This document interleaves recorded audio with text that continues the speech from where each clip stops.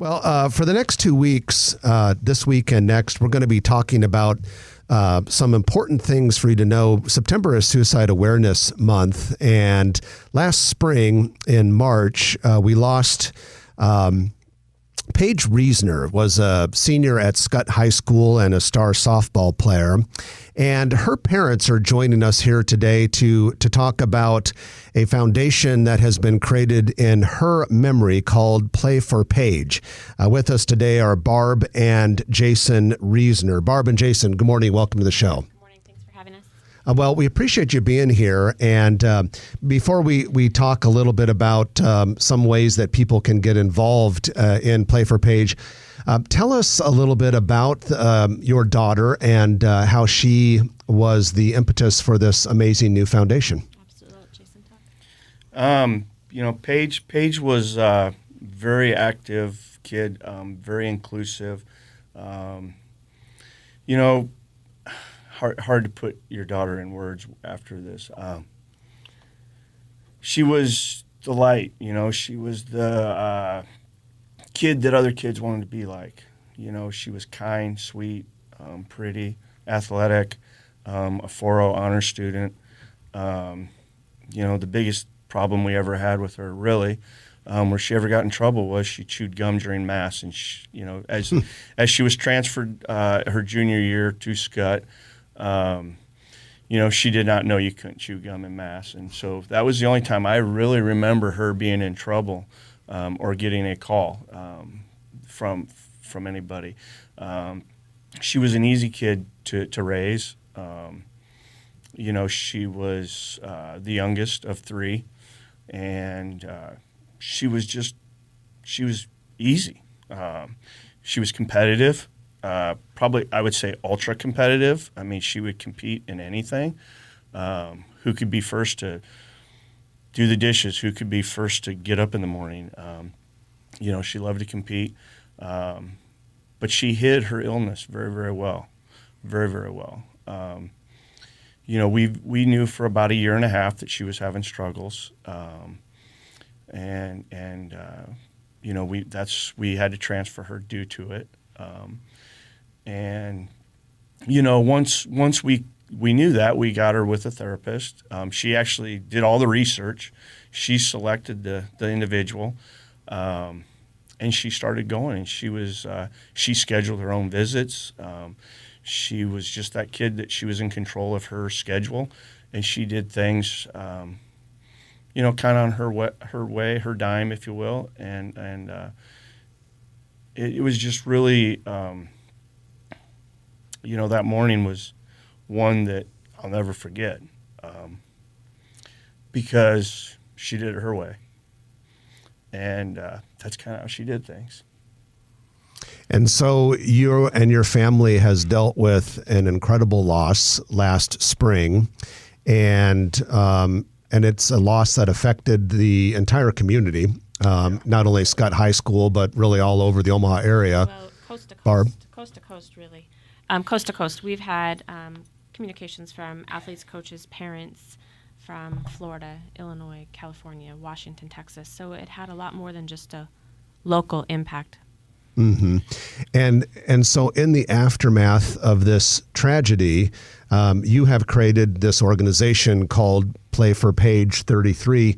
Tell us a little bit about what that organization is and what its purpose is. Well, the purpose is we actually had people come to us, the weeks following and said, we have to do something. You have to do something. You guys are so active people. This will consume you if you don't get busy doing something. And the outpouring and outreach from the community was incredible for us. When we started planning her memorial service, we thought 200-300 people. People were waiting 3 hours outside the building to get in just to come in to the memorial, which, we started grasping how much of an impact it was having at that time. And so we started this foundation to bring awareness, to make it okay to be not okay. There's a stigma associated with mental health. Most people In that 40 to and up neighborhood, they think it's a weakness. They think it's, they think of people in straitjackets. They think of the Funny Farm, the bad movies of the 80s, So we just thought we had to do something to bring awareness and end the stigma. And so we started it, and we want to give faculty, coaches, and student athletes a way to identify the kids that are struggling. We're not going to cure it. That's not what we're here to do. We're here to bring awareness and help end the stigma that's associated when somebody says they're struggling with mental health. And there's no question that so many of us in the community, just whether they're regular folks, all walks of life, it doesn't matter your social status, it doesn't matter your success or not success, but we were talking about during the break, it's probably at least a third of the population is either on some kind of medication or should be on some kind of medication. But it's not just medication. It's also being able to have a friend to talk to and feel, as you guys said, it's hard to figure out the stigma part of it. Is there any coping mechanisms or anything that the community can do to, if they see a friend in need or whatever, is what to listen for, what to watch for? Just listening is the first place to start. I wouldn't judgment. We shouldn't judge. We need to be kind, and that's one thing that Paige really did was be kind to everyone that she encountered. We raised our kids that you didn't have to be friends with everybody, but you had to be nice to everybody, and that's what Paige did. So far as when she passed away, in her locker, they brought us a bag of candy, and it kind of caught us off guard because it was candy she didn't like.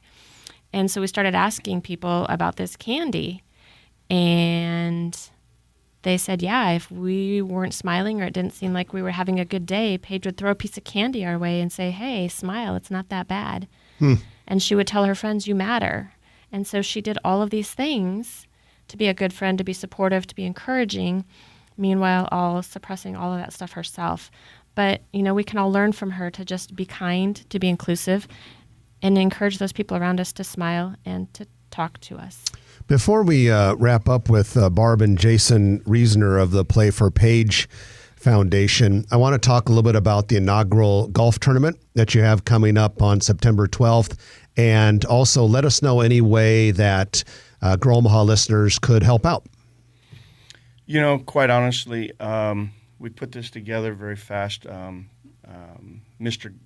Greg Young has been very, very helpful in getting this set up, so we owe him a great thank you. So what we do is, we're trying to raise money to bring the tools to these people, schools, coaches, and the players free, so that we can end the stigma. The way people can get involved is they can golf. They can come out. They want to come to just the dinner. You can buy just a dinner ticket. You can go to playforpage33.com. There's ways to sponsor. There's ways to donate. There's ways to golf. There's a silent auction coming up. Just showing up. Listen to it. You don't have to financially get involved. You can get involved just with your helping. You don't have to financially get involved. So. Well, Barb and Jason, we're sorry for your loss, but we are very grateful for what you're doing to help other people in the community. It's playforpage33.com. The event is September 12th at Indian Creek, and there are other ways to get involved if you go to the website. So thank you for being with us today, and thank you for all of this work you're doing in the aftermath of your daughter's passing to make the world a better place. Thank you very much. Thank you. Our pleasure, our honor. Barb and Jason Reasoner with the Play for Page 33 Foundation. If you like this video, be sure to hit those like and subscribe buttons. And remember, Grow Omaha is not just media. This is a mission. We are trying to build up Omaha and make it an even better place. We can only do that with your help. Share this video with your friends, neighbors, and family.